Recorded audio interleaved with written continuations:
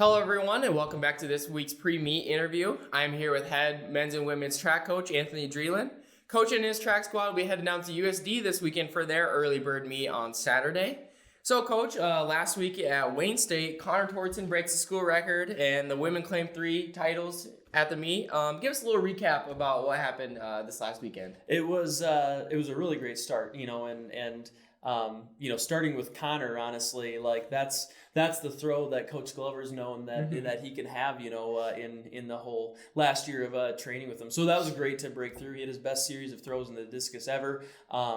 They had the hammer throw and javelin on Friday, and the hammer throw for Connor didn't go how he wanted. So I think he probably brought some motivation to the next day, and so he's still currently ranked first in the country with that throw. Wow. And that's a throw that could be right in the hunt to win a national championship. So you obviously have to do that throughout the season and at nationals, but couldn't be happier for the kid. He's just been such a great improvement over the years, and across the board really happy with a lot of our performances.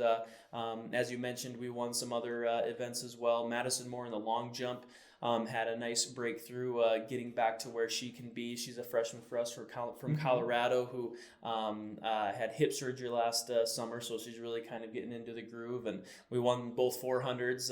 Josh Krull won the men's and Josie Wolf on the women's side, so that was a nice start for them. And then won the men's 4x4 with a couple athletes out with coming back from injury and flu. And we had some athletes out with the flu, which is never fun, but I say let's get that out of the way in the early season. Yeah, right now. We'll be good by the time we get to mid-April. So no, couldn't be happier with how we started, and really excited heading to USD. Well, your coach or your track and your cross country team have been great for so many years now. How important are your assistant coaches to you and your team? Essential. It's every sports program at Dakota State and at the college level, you rely so much on your assistants.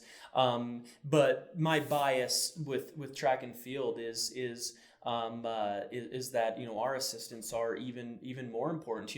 Each assistant coach working with those group of athletes, those athletes look to that assistant coach as their head coach, and they are the head coaches of their group. And it's not like the old days, where you had one coach and they did everything, which, Buzz Stevenson, the man that hired me and coached me, he was an expert across the board in events, and that's the type of thing that I can learn from and learn about different events. But when you talk about really, getting the most out of your athletes and being an expert within your field, it's essential to have assistants in all the different areas of track and field. It is several sports under the umbrella of one sport, and so they're essential. We wouldn't be near the team without them, and so that's extremely valuable and has been essential to the success of this program at Dakota State.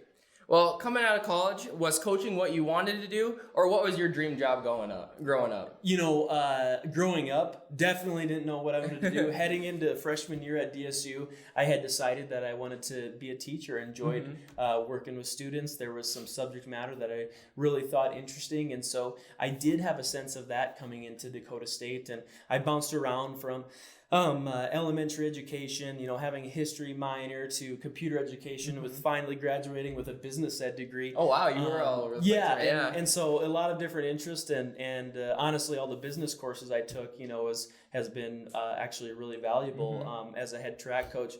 So I knew that I wanted to teach, and I had some coaches along the way as I got into junior and senior year who really encouraged me.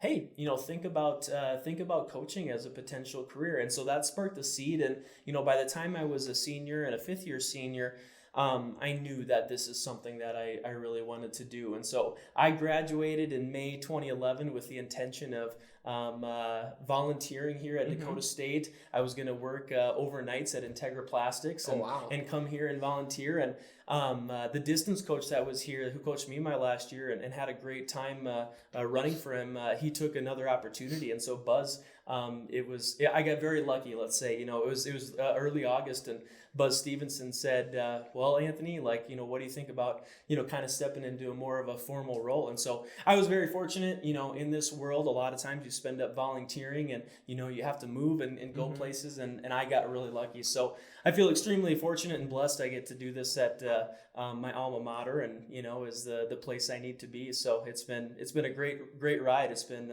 awesome. Looking forward to it. That sounds awesome. That's so cool. Yeah. So, well, thank you so much for answering some questions for us. We always appreciate you taking some time out of your day to come and answer those. So thank you guys very much for watching, and we'll see y'all next week.